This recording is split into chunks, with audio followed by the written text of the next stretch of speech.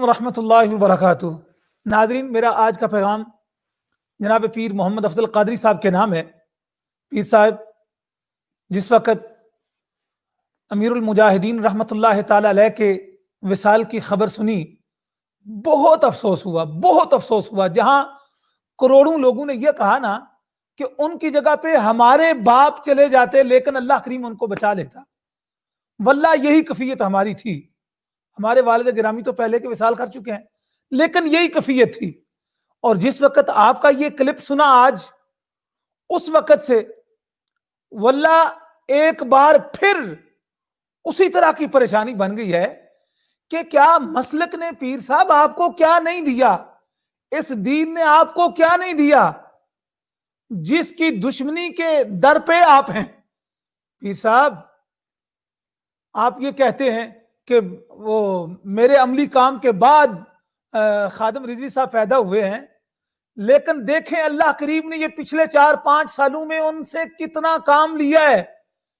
ان کے اندر اخلاص تھا اور جرت تھی، اور ان کے اخلاص اور جرت کی وجہ سے ان کو اللہ کریم نے کتنا مرتبہ عطا کیا ہے۔ یہ کروڑوں لوگ ان کے جنازہ میں جو حاضر تھے وہ ان سے عشق کرتے تھے، عشق۔ اور پھر پوری مجلس عاملہ نے اور شورا نے صاحبزادہ سعد رضوی کو امیر مقرر کیا ہے، اور آپ کہتے ہیں میں امیر مقرر کروں گا، میں سرپرست ہوں۔ سرپرست تو آپ کے بہنوئی ہیں، جب وہ بنے تھے اس وقت تو آپ نہیں بولے۔ قاضی محمود صاحب جب وہ سرپرست بنے اس وقت آپ بولے ہی نہیں، آپ تو جیل میں سے لکھ کے دے آئے تھے کہ میرا اس جماعت کے ساتھ کوئی تعلق نہیں ہے۔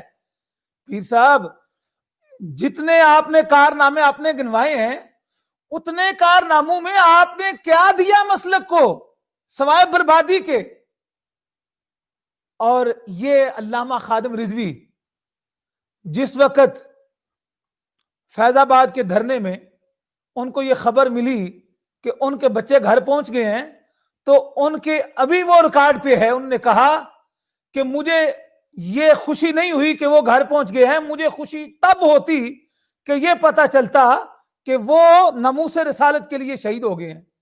پیر صاحب آپ خدا کے لیے مسلک پر رحم کریں، اور یہ نوجوان لوگ ہیں، کام کرنے دیں ان کو۔ اور یہ آپ کے اس کلپ سے آپ کو کچھ بھی ہاتھ نہیں آئے گا۔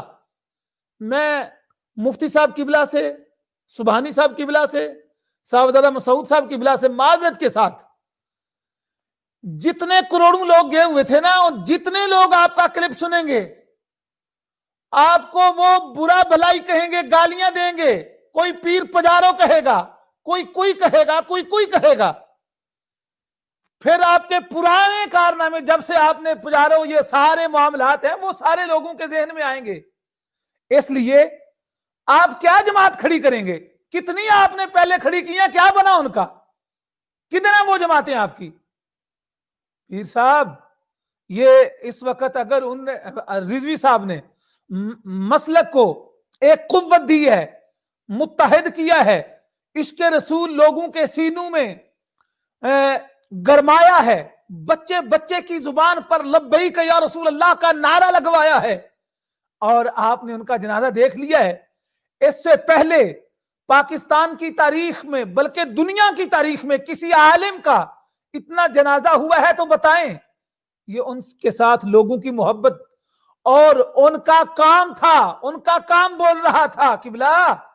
اور پھر انہوں نے الحمدللہ اللہ کریم نے انہیں جرت دی ہوئی تھی، اللہ کریم نے انہیں اخلاص دیا ہوا تھا۔ ان کی ٹانگیں نہیں تھیں بڑی بڑی موٹی ٹانگوں والے، ان کی ٹانگیں کانپ گئیں، وہ اپنی ٹانگوں پر بوجھ نہیں ڈال سکے، لیکن وہ بغیر ٹانگوں سے جن کی بڑی ٹانگیں ہیں، بڑا دھوڑتے ہیں، جو ان سے زیادہ کام کر گئے۔ پیر صاحب آپ کہتے ہیں ہم کانفرنس سے کریں گے، پریس کانفرنس سے کریں گے، تو انشاءاللہ تعالی آپ جتنی پریس کانفرنس کریں گے نا، آپ کو جواب بھی اتنے ہی انشاءاللہ ان کے ایک پریس کانفرنس کے بہت زیادہ جواب ملیں گے۔